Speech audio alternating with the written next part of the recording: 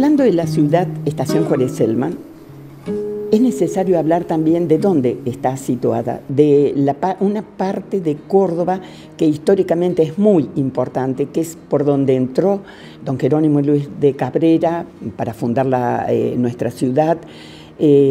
Una parte que fue desde el punto de vista tanto de las comunicaciones como desde el punto de vista de lo que era la parte económica, los sembrados, la fábrica de carretas, en fin, todas las industrias de aquel momento. Tenemos que hablar que la parte más importante era la que estaba al noroeste y que se dirigía hacia lo que era el virreinato en aquel entonces, ¿no es cierto?, hacia la parte más importante y la única salida comercial que por el momento teníamos, que era hacia Perú, Bolivia y cierta parte de Chile. Pero de todo esto, ¿cómo llegan Jerónimo Luis, cómo llegan los españoles a Córdoba? Llegan siguiendo un muy antiguo camino, que es el camino que le llamamos el Camino Real. En realidad es un viejo camino incaico que podemos decir que atraviesa, fue algo así como la calzada romana, que prácticamente vos la tomabas en Inglaterra y podías llegar hasta Rusia. Y si ibas un poco más allá también podías llegar a Oriente. El camino de los incas era algo así. Prácticamente llegaba hasta Córdoba y en algunos lugares hasta un poco, en algunas otras provincias un poco más abajo. No era un único camino, como explican acá las historiadoras, que me encantó el trabajo que ellas han hecho, que se llama, perdón, he tomado el de la estación y tengo que tomar este otro que se llama, así fue el título, con signos de pregunta. Lo han escrito las historiadoras Susana Aramburu Valdés y Rosa Prunoto. Un hermoso trabajo, aparte muy ameno, muy lindo escrito, me encantó.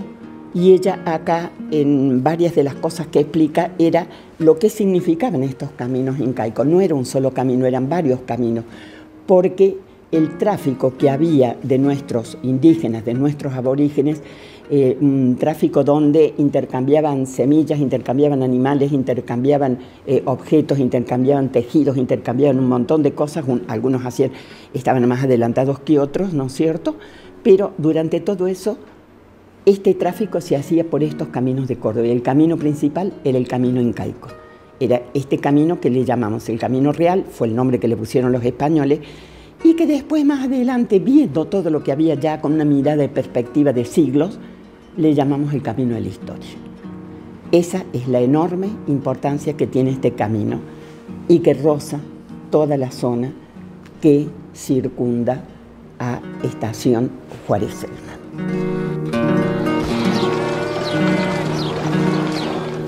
Y a mí lo que me interesó es cómo se iban marcando este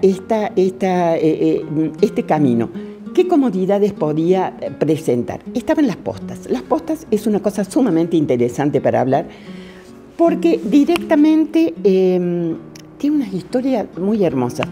Yo tengo varios libros, tengo toda una colección de libros de viajeros ingleses en los cuales se habla de las postas y tengo el orgullo de decirles y comunicarles que si bien había algunas quejas con algunas postas de Córdoba, las postas cordobesas son las que mejor salen paradas según lo que comentan nuestros viajeros.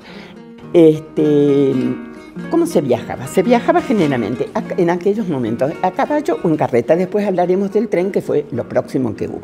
Después de la carreta apareció la galera, otros le llamaban diligencia, que apareció más adelante. La diferencia que había entre algunos de estos, la carreta era lerdísima. Los viajes en carreta realmente eran muy lerdos, pero a su vez eran muy cómodos, porque una carreta era casi una casa. Después de eso estaban las postas.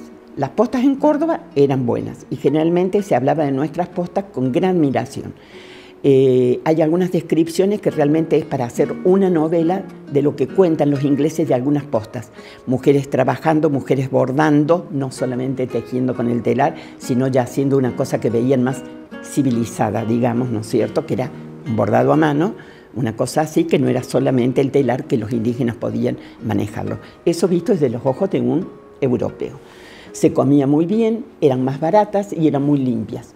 Había alguna que dejaba que desear, pero la mayoría eran, y cerca de la estación Juárez Celman estaba la posta de Sinzacate, que era una de las postas más grandes del interior del país, sino la más grande y la mejor cuidada. Y se comenta que ahí había muy buena comida, fresca generalmente. Vamos a hablar de lo que son las estaciones de trenes, pero les voy a comentar cómo es que llega, cómo es que empieza esto de la estación de Juárez Celman, la estación de tren de Juárez Celman. Acá dice, el 14 de junio de 1887, los hermanos Miguel II y Marcolino Antonio Amuchastegui compran a Ramón Borjas Pizarro parte de la estancia El Palmar, realizando una nueva mensura y denominándola Las Delicias. ¿Quiénes eran estos hombres? Miguel II era hacendado, político, fue jefe de policía de Córdoba y senador provincial, Se casó con Angelina Ceballos Mendoza. Los Ceballos son también de esa zona, porque si nosotros nos vamos corriendo, ¿no es cierto?, por el lado de Juárez Celman, Jesús María, Sinzacate, Ascochinga, La Granja, llegamos indudablemente para el lado donde están todos los Ceballos, otros Amuchasteguis, los Loza, los Castellanos, etcétera, etcétera. Bueno, Marcolino Amuchastegui y Loza contrae matrimonio con Eunice, qué bonito nombre y extraño para acá, González y Senestral.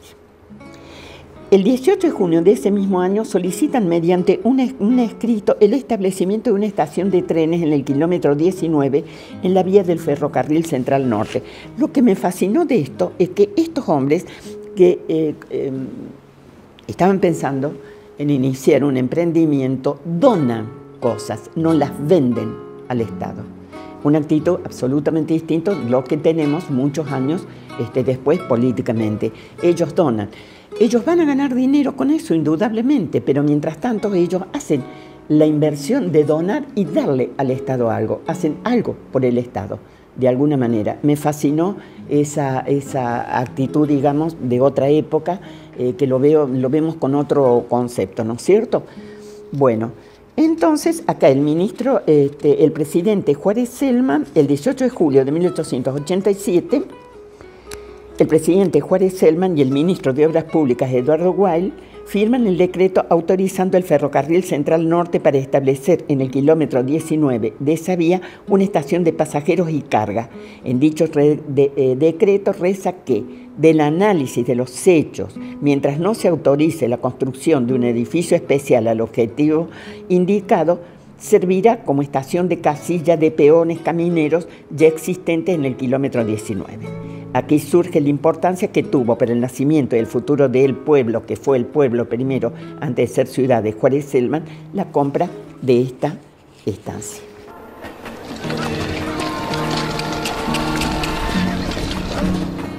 El tren cambió absolutamente todo en la vida de la gente. Es más, a mí una de las cosas que me fascinó cuando estudié el camino real, el camino de los incas, este camino de la historia que nosotros le decíamos, es como toda esa región que era absolutamente, económicamente muy rentable de las postas, de pronto desaparecen del mapa, deja de pronto de tener importancia. Se mueren las postas, se mueren las estancias, se muere la gente que digamos, de alguna manera laboraba, digamos, con toda esta gente.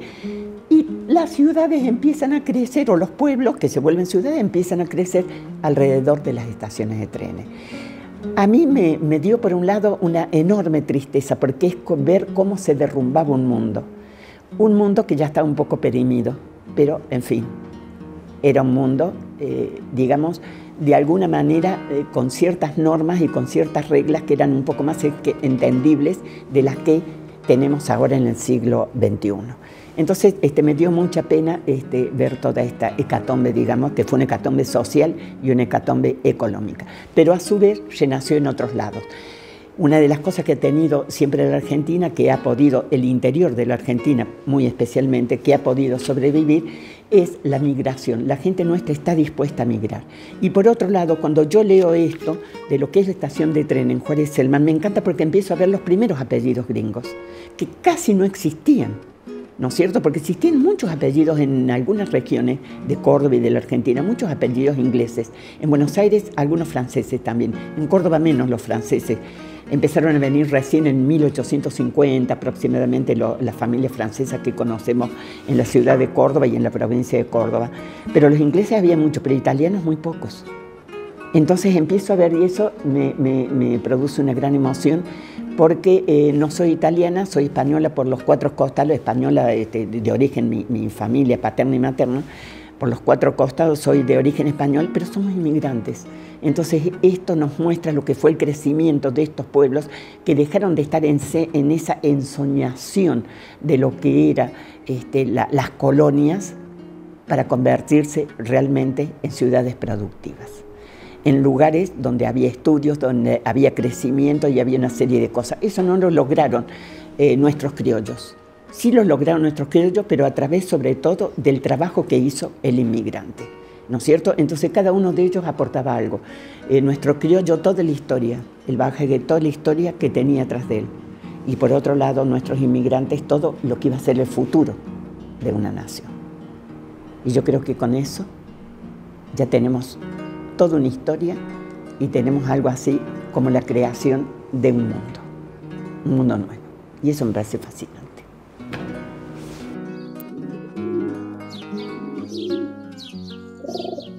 Un 18 de julio de 1887 nace Estación Juárez Celman. Nace gracias a un decreto presidencial del entonces presidente Juárez Celman.